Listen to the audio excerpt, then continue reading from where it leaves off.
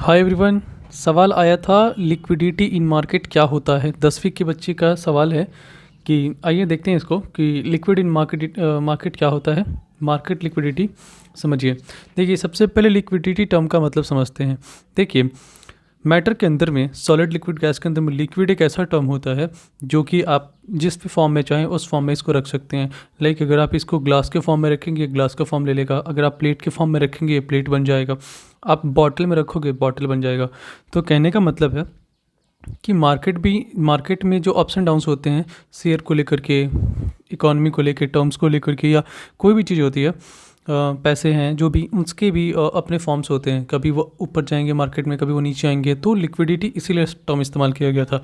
अब समझिए कि मार्केट लिक्विडिटी क्या होती है। देखिए लिखा हुआ है liquidity describe the extent to which an asset can be bought and sold quickly. Liquidity एक टर्म है, ये एक पैमाना है जिससे ये पता चलता है कि जो एसेट वो कितनी आसानी से ख़रीदा और बेचा जा सकता है। ये एक मापने का पैमाना है उसको। And at a stable prices, एक स्टेबल प्राइस में स्टेबल होगी, ना ज़्यादा ना कम, ना बढ़ रहा है ना घट रहा है। एक स्टेबल प्राइस है, किसी एक अंतराल के लिए, किसी एक टाइम के लिए प्राइसेस का स्टेबल होना बहुत ज़रूरी है। तो लिक्विडिटी क्या कहती है कि लिक्विडिटी डिस्क्राइब द एक्सटेंट, ये पैमाना है कि कोई भी एसेट को कितनी आसानी से ख़रीदा और बेचा गया एक स्टेबल प्राइस पे। और सिंपल टर्म्स में कि it is a measure of how many buyers and sellers are present and whether transaction can take place easily. कहता है कि ये एक पैमाना है मापने का कि कितने बायर्स मतलब कितने खरीदार हैं और कितने विक्रेता सेलर्स मौजूद हैं जब ट्रांजैक्शंस आपके हो रहे हैं, और ट्रांजैक्शन आपके इसमें ईजिली हो जाए, मार्केट के अंदर में ट्रांजैक्शंस आपकी ईजिली हो उसके लिए। ठीक है, हिंदी में कि लिक्विडिटी यह बताती है कि किसी संपत्ति को किस हद तक जल्दी और स्थिर कीमतों पर खरीदा और बेचा जा सकता है। आसान शब्दों में यह इस बात का माप है कि खरीदार और विक्रेता मौजूद हैं और कितनी आसानी से लेन देन हो रहा है। ठीक है, ट्रांजैक्शन कितनी आसानी से हो रहे हैं। अब इसमें एक इंपॉर्टेंट चीज़ है वो समझते हैं। देखिए high levels of liquidity arise when there is a significant level of trading activity and when there is both high supply and demand for an asset. देखो ऐसे टर्म बार बार आ रहा है, तो ऐसे टर्म क्या होता है आइए सबसे पहले उसको समझ लेते हैं। ठीक है, तो ये रहा आपका एसेट, ये जो एसेट है ये रहा। कहता है a resource with economic value, एक ऐसा रिसोर्स, एक ऐसा संसाधन जिसकी इकोनॉमिक कुछ वैल्यू, कुछ आर्थिक वैल्यू हो।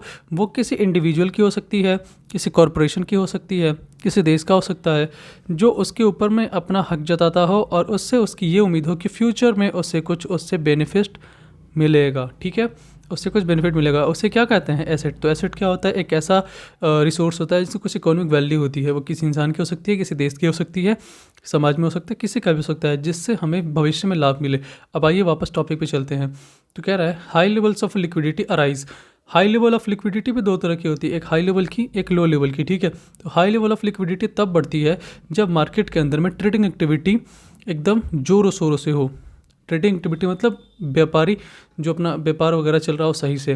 When there is both high supply, supply भी हाई हो और डिमांड भी हाई हो एसेट की। एसेट अभी समझा आपने, एसेट की अगर हाई सप्लाई हो, हाई डिमांड हो ट्रेडिंग एक्टिविटी में, तो उस टाइम पर जो आपका बायर होता है या फिर जो सेलर होता है उसको सामान ढूंढने में, एसेट्स को ढूंढने में ज़्यादा दिक्कत नहीं होती है। वो ईजिली उसको ढूंढ लेता है, खरीद लेता है, बेच लेता है। ठीक है, पर अगर मार्केट में सेलर और बायर की कमी है, बहुत फ्यू मार्केट पार्टिसिपेंट्स हैं और ट्रेडिंग भी ठीक से नहीं हो रही, मतलब व्यापार भी ठीक से नहीं हो रहा, तो उस टाइम पे कहा जाता है इलिक्विड मार्केट और लो लिक्विड। क्या कहते हैं, to have a low liquid.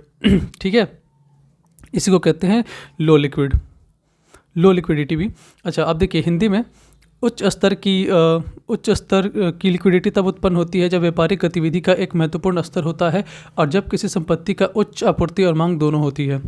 मतलब अगर वही बात है, अगर किसी मान लीजिए कोई मार्केट है, अगर उसमें मांग जो एक जो आपकी डिमांड है एसेट की वो हाई हो रही है, बहुत ज़्यादा हाई, और ट्रेडिंग एक्टिविटी व्यापार बहुत चरम पे हो रहा है, तो बायर्स के लिए और सेलर्स के लिए कोई भी सामान को खरीदना और बेचना आसान होगा क्योंकि मार्केट में उसकी वैल्यू बहुत ज़्यादा है और मार्केट में मिल भी आसानी से ज़्यादा रही है, तो इसी को हाई कहेंगे। और जब ऐसा नहीं हो, मार्केट में बायर सेलर ख़त्म हो जाए, तो वो क्या कहलाते हैं, वो कहलाते हैं इलिक्विड मार्केट और लो लिक्विडिटी। ठीक है, क्लियर है। तो इसी के साथ आपका हो गया क्लियर पूरा। अब अगर कोई डाउट है तो आप कमेंट में पूछ सकते हैं, और अगर आपको कोई अपने सवाल हैं जिसके आंसर आप जानना चाहते हैं, जो आप अच्छे से समझना चाहते हैं, वो आप कमेंट कर सकते हैं। और अदरवाइज़ ये मेरा व्हाट्सएप नंबर है, आप इस पे व्हाट्सएप भी कर सकते हैं, ठीक है। और सबसे बेहतर होगा कि आप टेलीग्राम लिंक को गिवन है, टेलीग्राम जो लिंक है वो गिवन है आपके डिस्क्रिप्शन में, टेलीग्राम लिंक, उसको ज्वाइन करके डायरेक्टली आप क्वेश्चन वहीं से पूछ लें, ठीक है। चलिए, वेलकम टू द NCERT बाबा। जय हिंद।